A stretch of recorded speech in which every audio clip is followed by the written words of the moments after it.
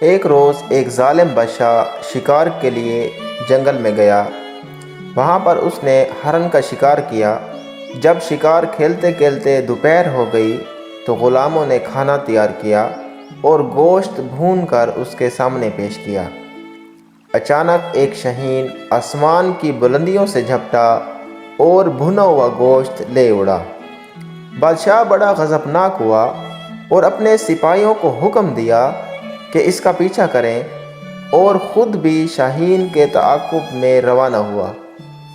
مگر شاہین ایک پہاڑ کے اوپر سے گزرتا ہوا دوسری طرف پہنچ کر غائب ہو گیا۔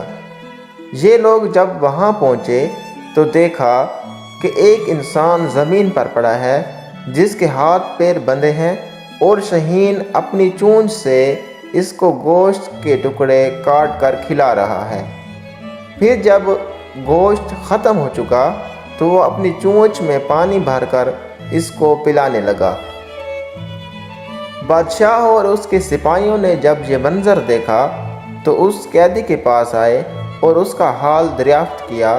اس نے کہا، میں ایک تاجر ہوں اور تجارت کے لیے جا رہا تھا کہ ان پہاڑوں میں چوروں نے مجھے پکڑ لیا۔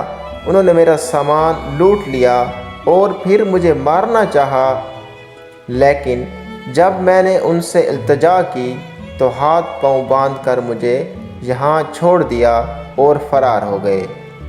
دوسرے دن یہ پرندہ میرے لیے روٹی لایا اور آج کہیں سے بھنا ہوا گوشت۔ یہ روزانہ 2 مرتبہ میری خبر گیری کرتا ہے۔ بادشاہ نے جب یہ سنا تو بڑا متاثر ہوا اور اچانک اس کی زبان سے نکلا، جس بادشاہت میں لوگوں کی خدمت کا موقع نہ ملے اس بادشاہت میں کوئی مزہ نہیں۔